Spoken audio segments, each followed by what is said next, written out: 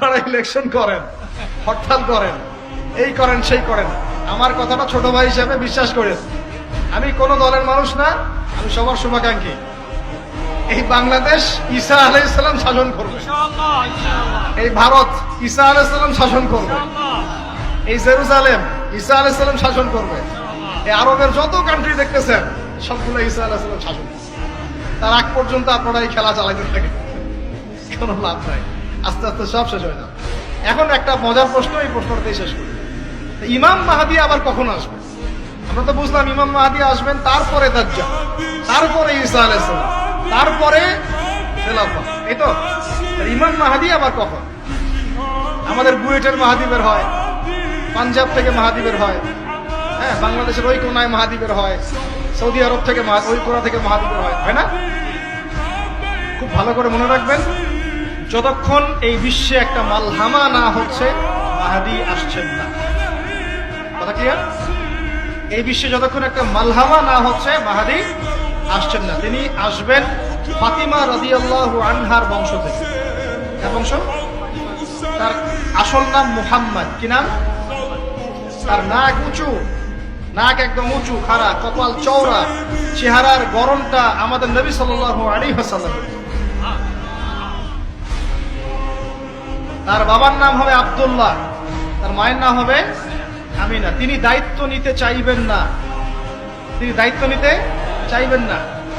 তিনি দায়িত্ব না নেওয়ার জন্য মদিনা থেকে পালিয়ে মক্কায় চলে আসবেন। ভয়ে আমাকে দায়িত্ব দিও না, এই ভয়ে। ও তিনি আরবি ভাষায় কথা বলবেন, বাংলা ভাষায় না। এখনকার মাহাদিরা পাঞ্জাবি ভাষায়, বাংলা ভাষায় কথা বলেন, ঠিক আছে? এবং এই কাবা ঘর যেটা আমরা তাওয়াফ করি, এখানে যে হাজারে আসওয়াদ আছে না, আর এই যে হাজারে আসওয়াদ আর মাকাম ইব্রাহিম, এই দুটো জায়গার মাঝামাঝি মানুষ তাকে চিনে ফেলবে। এই তো মাহদী। তার হাতে মানুষ বায়াত নেবে 313 জন। কতজন? ওই তালুত বাহিনীটা 313, বদরও 313, এখানেও 313। এবার শুরু হবে আসল খেলা। এবার প্রথমে ওই আরবেরই একটা গোত্র, বনু কালব। কোন গোত্র? এই বনু কালব ইমাম মাহদীর বিরুদ্ধে যুদ্ধ করবে, মাহদী এই যুদ্ধে জয়লাভ করবেন। তারপরে সিরিয়া, শাম থেকে, শাম মানে শুধু সিরিয়াই না, ওই পুরো অঞ্চলটাই শাম, ওখান থেকে একটা দল আসবে এই মাহদীর সাথে যুদ্ধ করার জন্য। আল্লাহ পাক তাদেরকে মক্কা মদিনার মাঝখানে বাইদা নামক জায়গায় বসিয়ে দেবে। কোন জায়গা? কথা বুঝতে পারছি? এরপরে মুসলমানদের আর কোনো পতন নাই, আর পিছনে ফিরে তাকানোর কোনো সুযোগ নাই। মুসলমানরা আর মাথা নিচু করবে না ইনশাল্লাহ কোনোদিনের জন্য। তারপর চলতে থাকবে খালি ইসলামের বিজয় আর বিজয় আর বিজয় আর। আল্লাহু আকবার। এভাবে চলবে। তবে মাহদী কখন আসবেন? আগে মালহামা, তারপর মাহদী। মালহামা কি তাহলে? এটা হচ্ছে একটা বিশাল যুদ্ধ। এটা কি? কেমন যুদ্ধ? নবীজি বলেছেন, এই রোমকরা, ইউরোপিয়ানরা তোমাদের সাথে অচিরেই চুক্তি ভঙ্গ করবে এবং 80টা পতাকা নিয়ে তোমাদের বিরুদ্ধে ওরা যুদ্ধ করবে।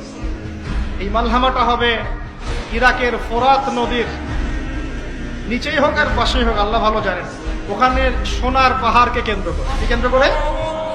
এই সোনা মানে সত্যিকারের সোনাও হতে পারে, অথবা তেলও হতে পারে, আল্লাহ ভালো জানেন। তেল তো এখন সোনার জায়গা দখল করেছে, করে নাই? এই বিশ্বে তো সোনা চলে না, কি চলে?